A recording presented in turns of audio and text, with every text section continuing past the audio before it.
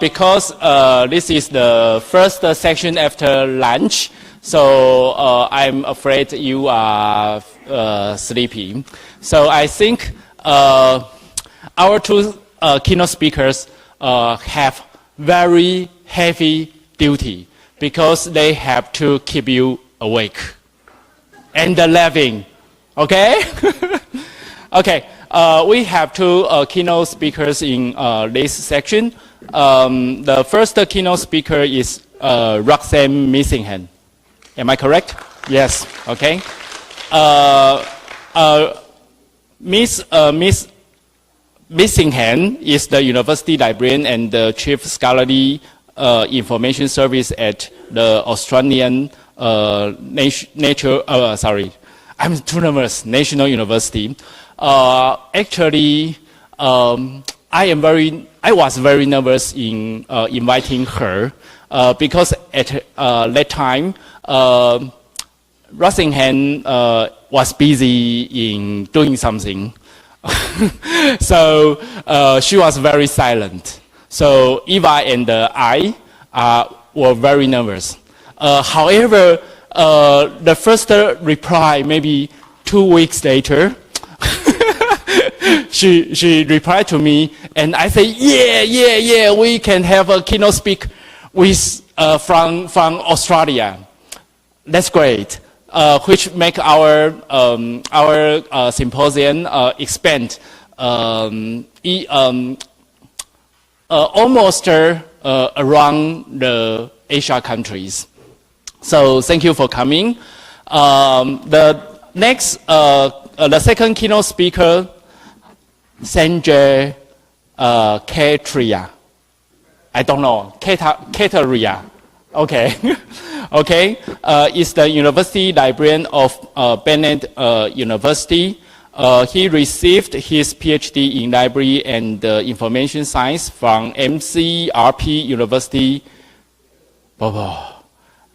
Sorry, it's too difficult for me. But anyway, I think we have two very distinguished keynote speakers in the afternoon. So I don't want to waste the time.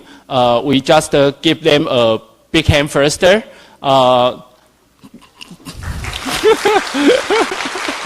and we invite Miss Missingham to deliver her speech.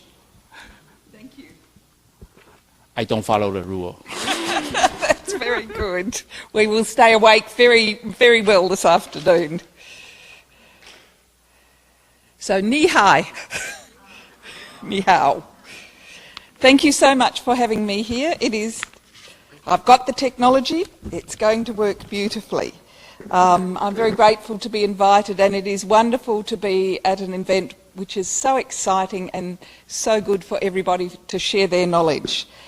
So, I thought I liked the conversation about across boundaries, across rims, but when I did some research, because giving this presentation made me do some research, I came up with a theme of how we are transforming ETDs, and I took your invitation as an opportunity to look at three different things. First off, I did a survey to be able to report to you on what was happening in Australia and in New Zealand. It was lovely to see Tony Carnaluti awarded last night for his contribution, but much has changed in the last 5 years, so this gave me an opportunity to collect some data for you.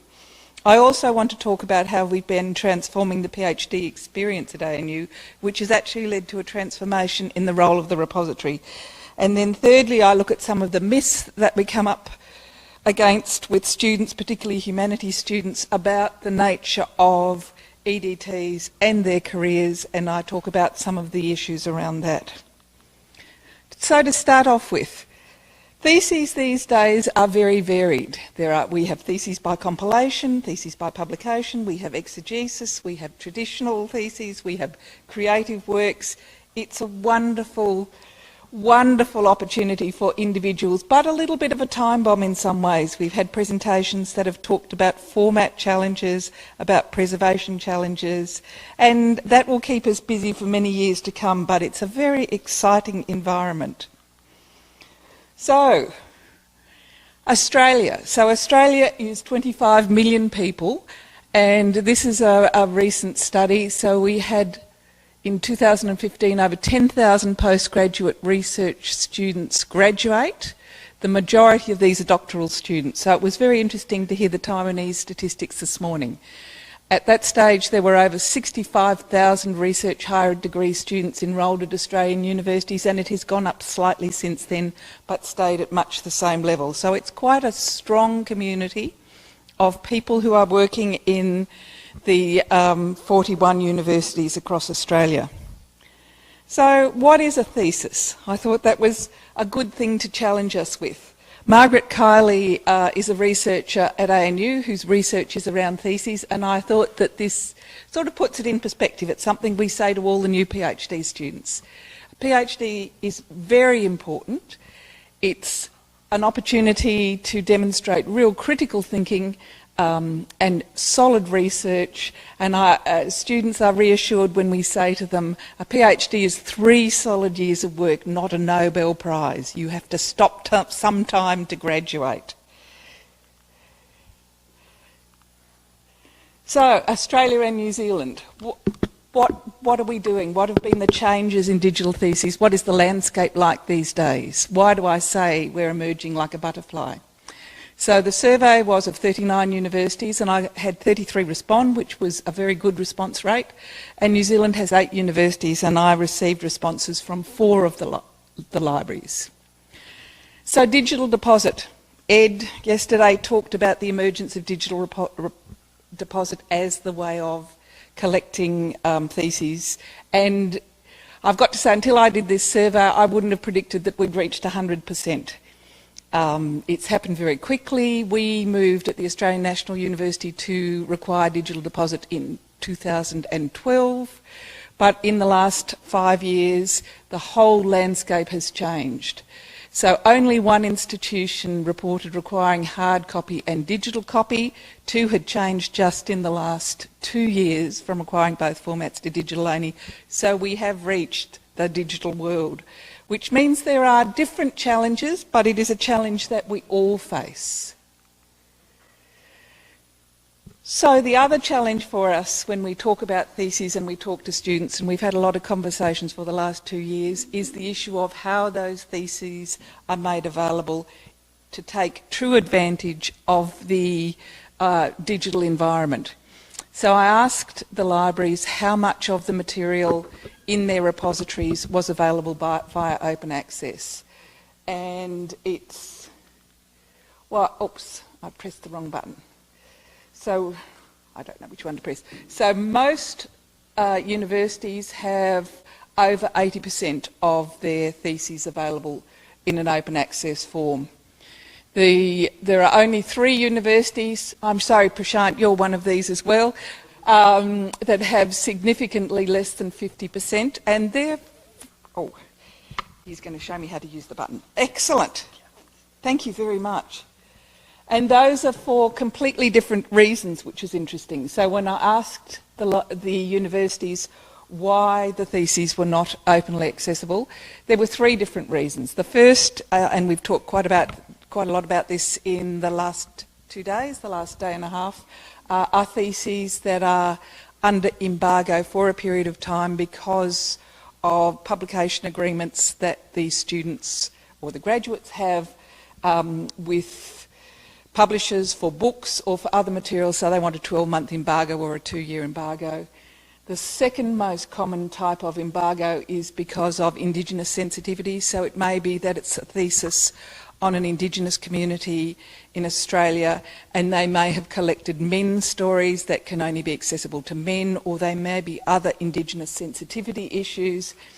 And the third reason, which is probably most evident for these 2 universities, the University of Melbourne and the University of Queensland, is because they started digitising early and digitised theses without a process around to achieve open access through rights management. So they didn't have documentation or they didn't have processes.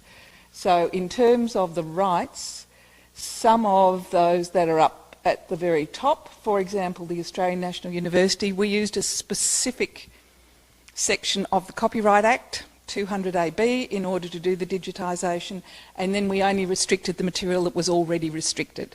So we did a 3-step test. So there are a number of technical issues that have resulted in open access being very high for some and very low for only a couple. So in New Zealand, the overall average of openly accessible theses is much higher.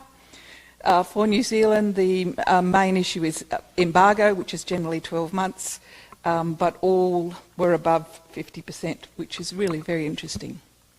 So then the issue that I talked about, that is digitisation of collections of theses that were in print, and replacement, in fact, of those with an accessible format, and a format that can be used in different ways, for example, data mining. The majority of, over 2/3 of Australian universities had started digitisation projects. A small number were considering digitisation, and a very small, well, less than 1/3 were not considering digitisation. A number of universities have done complete digitisation. Edith Cowan University completed its digitisation of their theses a fortnight ago. We hope to complete ours in March next year, so the corpus of knowledge that is available has increased dramatically. We've often done that within our environment of producing individual repositories, and we need to think more about accessibility with things like ProQuest digital theses. I think there's a lot for us to discuss in Australia once we've moved over the mountain of digitisation to then think about access and preservation. So, use and impact. We often talk to students and we say the thesis will be probably the biggest work that you do in the first decade of you being a researcher. So we try to use it as a foundational opportunity to build their research profile, to build their research skills. And one of the things they're always interested in is, well, what will be the impact? How will I be able to use that to build my research career? So I measured, or I had people report to me the amount of downloads for 2016 and 2017 to see if there were any consistent patterns. And I have the data set and can make it available. I should say at this stage that one of the things that it revealed to me, which was particularly in common with your presentation this morning about looking at the Scopus data, is that when universities change their repository systems, sometimes they lose the data from previous years, so it can be very hard to get accurate data to do this sort of analysis. You can see there's high variation between downloads, and then the question is, well, what are some of the factors driving that? So there were only 2 universities that had a very high percentage increase, and a number of universities, in fact, between 2016 and 2017 experienced a decrease in the use of theses. So this led me to ask why. New Zealand, it was a much more consistent story about increasing the use of theses. So when we look at repositories and we look at downloads, we are interested in how we can manage our digital libraries, our repositories, in order to assist researchers communicate with the world, to increase access. We know there are many different factors that relate to that. The percentage of material that's open access will actually increase your ranking in Google. The quality of the metadata we've talked about today. Having a browse capability so that robots can do a deep dive into the theses in your collections. So I looked at the difference between the group of 8 universities who are, for those of you who are familiar with the UK, a bit like the Russell universities. So these are the large research universities, and other universities, to see if there was a pattern. So in terms of the large research universities, the number of downloads, generally speaking, increased between 2016 and 2017 by a very significant amount. The amount of resources in those repositories that were openly accessible was not necessarily very high. So for 3 of the universities, they were in the bottom quartile of open access. And I've talked about it being for historic rights management reasons. But in terms of taking the overall results of universities, I thought you'd be interested in the total number of downloads to get a sign of the impact. So for the 8 universities in 2017, there were over 650,000 downloads of theses. So that's just from 8 universities. They do have the majority of theses, but it's a very significant figure. For the universities that were not in the research, the group of 8 group, the downloads were very small. So I think there's a lot of unpacking that we need to do to say, is that something to do with the size of the data? Is it something to do with the way the repositories are presenting that data to Google and to other places? How can we understand better to increase the impact and engagement of our researchers with the wider community? So taking a deep dive into the Australian National Universities Archive, we first established our repository 15 years ago. It was the first repository in Australia, and for the first 4 years, over 75% of the downloads were from within Australia. So we were offering a service. We were contributing records to the National Library's database. We were very focused on increasing the visibility of our theses within the Australian environment. So when you look at 2017, many years on, from 2002, we've actually seen a very significant change. So from all the material in our repository, and we have many journal articles, book chapters, conference papers, a very large collection of material, about 89,000 items, and there are only around 5,000 theses. Over 47% of the downloads are theses. When I talk to my colleagues in Australia, they say no matter how big their repository is, no matter how small their theses set is, in terms of bang for buck, the biggest bang for buck is the theses. They are very heavily read, they are very important. In terms of the audience that are reaching into our collections to actually use the resources, you can see here that only 17% of the use of these theses is from within Australia. So that means 83% of individuals who are reading and downloading these theses are coming from around the world, which for an international university such as the Australian National University is very important. I also did a study of businesses. So one of the important issues emerging in policy for Australian universities is how do we reach and add innovation to businesses, whether it's agricultural business, whether it's engineering, all the different pharmaceuticals, all the different businesses. And when I spoke to the policy people in businesses, they all said to me that the most important issue for them was getting access to deep, complex analysis, not short papers that summarised issues, and getting access to the data.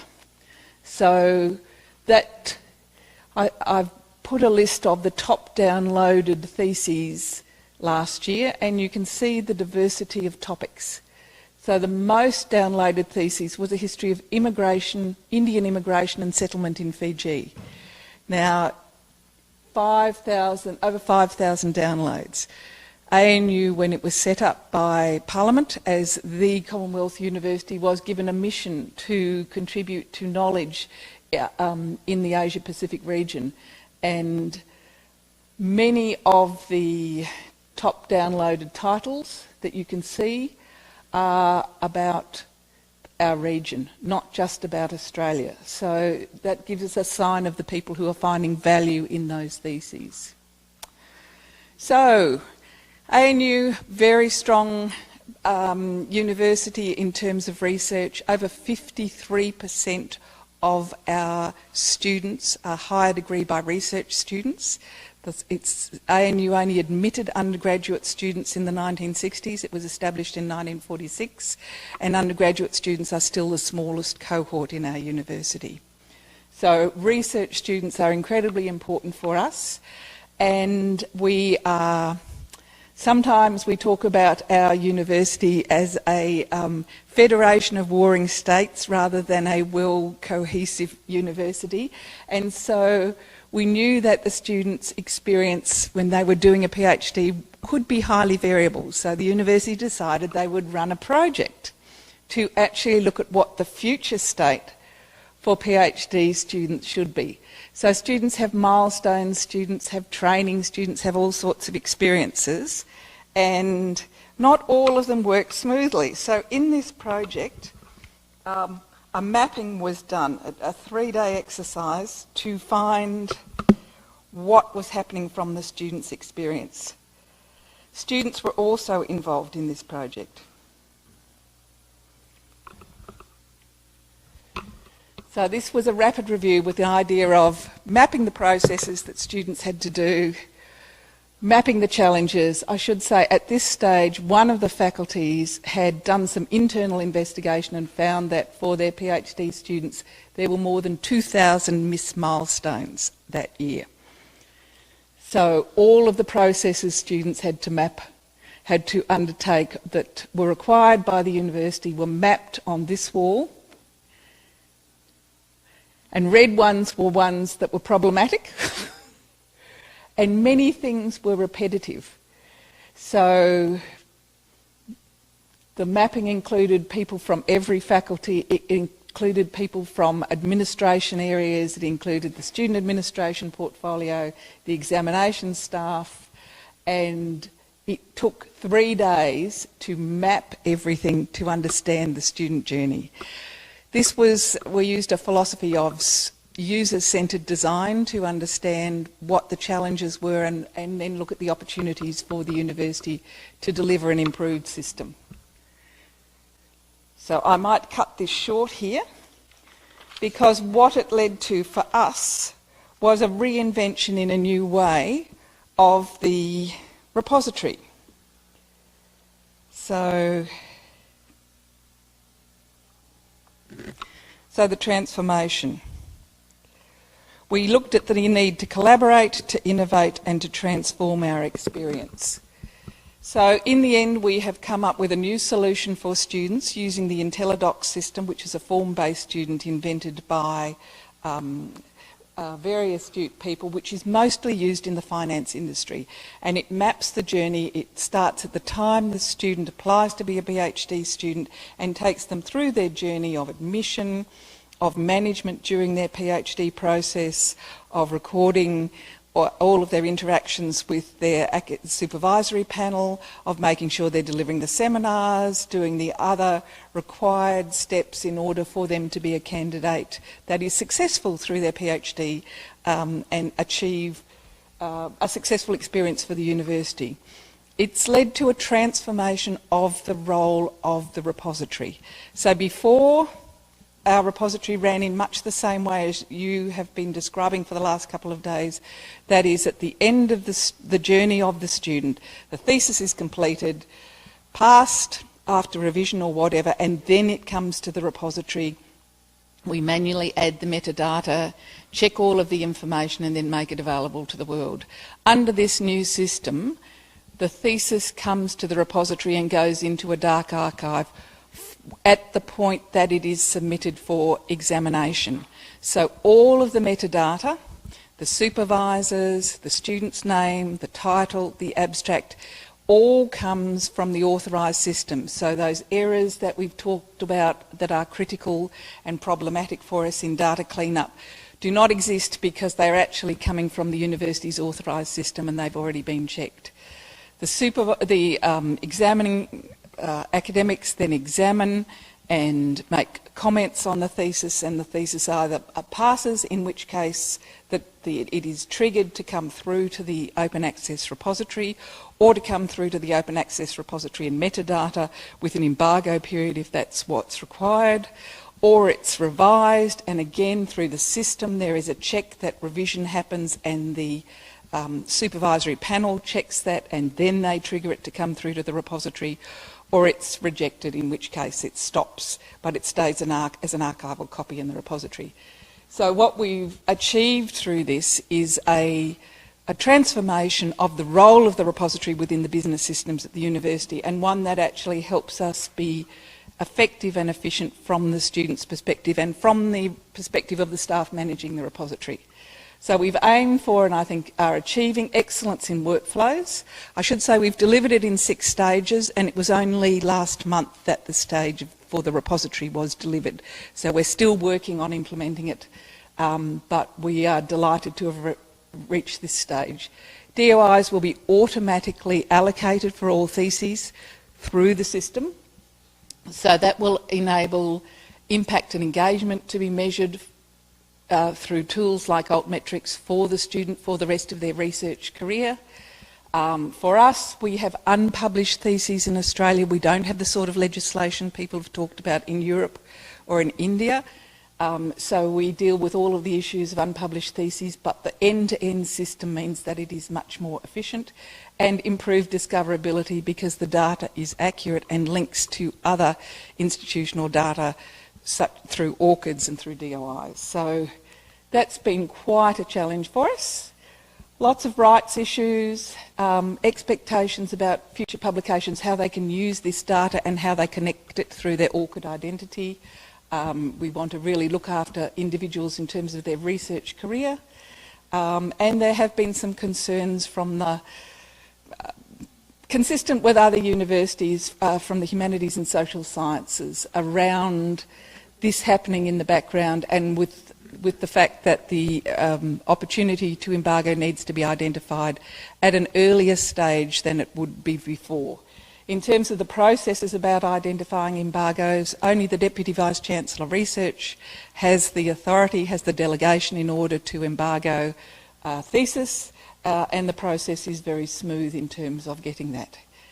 In terms of our conversations with humanities and social science academics and students, the open access issue has really raised 3 areas of concern which we have tried to address carefully in terms of workshopping issues with them.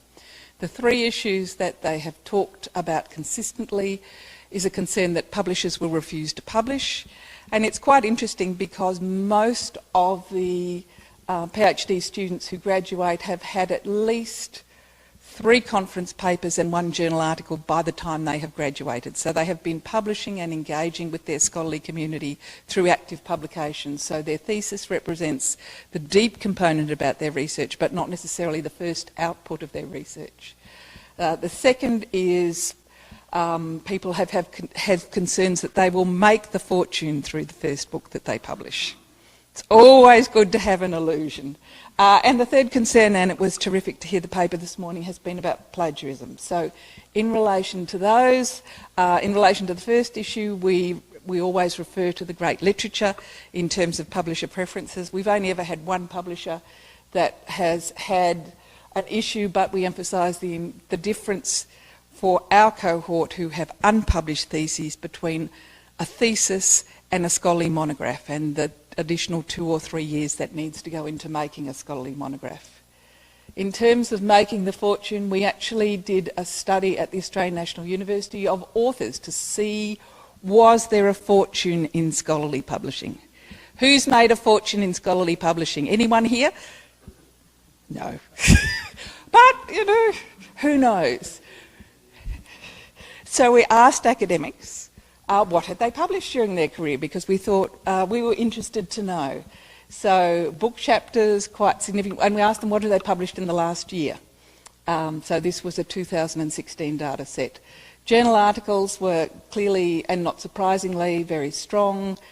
This was primarily conference papers and a small number of books. So we asked people, well, when you published your work, did you have to pay anything to the publisher? So did you have to pay fees that would enable it to be produced? So we actually used as the metric, for the bottom line, the Australian Research Council had funded a study at Macquarie, the Australian Book Industry Publishing Study, so we wanted to use data that compared with the book industry study. So we found that very small payments were made. People tended to pay larger amounts for a small number of journal articles, but people were making payments to journals. These were non-open access payments. These were for things like copy editing, image fees, indexing, design. But again, very, very small numerically. So open access payments. We know a lot of people are paying for open access, for publishing in places like PLOS, Elsevier journals. You know, many have open access fees. Books still emerging, so you can see hardly anyone paid, and no one paid more than $5,000. So only one person paid for a payment for an open access book, and a very small number paid for open access journal fees. There's statistics from Australia that show that for a number of other universities it's around 18%. This was around 16%, so most of the journal articles that are being published by our scholars are not having an open access payment. So we then wanted to test out, you know, where was the fortune coming, what were authors getting? And in terms of fortune, you can see there the fortune seekers are achieving a very small rate of return. So we have a couple of people who have published business textbooks. Thank you. But the rest, it's small. So I've got some data here that I'll just whip through. A typical scholar does the research out of the love, that's the way we are, and receives funding in terms of their hours, but it's not an area of great profit. So plagiarism, we talk to students about the importance of managing their identity, ORCID so that they can actually record their publications, researcher IDs, public availability as protection, and I do think the model where people are submitting theses, and so from the minute the examiner has access to the theses, we have an authorised copy in an authorised system. So if anyone else accidentally copies their words, protecting the students as creators of research, that's all documented within the university systems. So in terms of the future, we've had a project at the Australian National University asking students what are the most important things in their life, how do they see their careers. Lots of it was about sleeping, relaxing and food, but much was about how do they prepare for the next stage of their life? I thought you'd like that. So our dilemmas, we see the rewards and recognition for early career researchers in terms of having open access. Dissertations are things we need to emphasise. We think this radical design in digital transformation will help, and we are very much watching what will be the impact of changes to the international environment, which will require greater open access, where the benefit of having frameworks which allow them to practice and develop skills in relation to scholarly communications and open access will help them. So, life after the PhD, we aim through the work that we're doing with their theses and helping them through their pathway to ANU to give them a better life and to equip them with skills. And it was very interesting hearing Ed yesterday. So our focus is at equipping them with skills before they finish their PhD, and then for the systems to take care of the processes that will lead to the release through the repository of their PhD. So my slides also include some references and some thanks to the wonderful people who've been managing the projects. And thank you very much for listening to me. I hope I've kept you awake. Thank you. Thank you very much.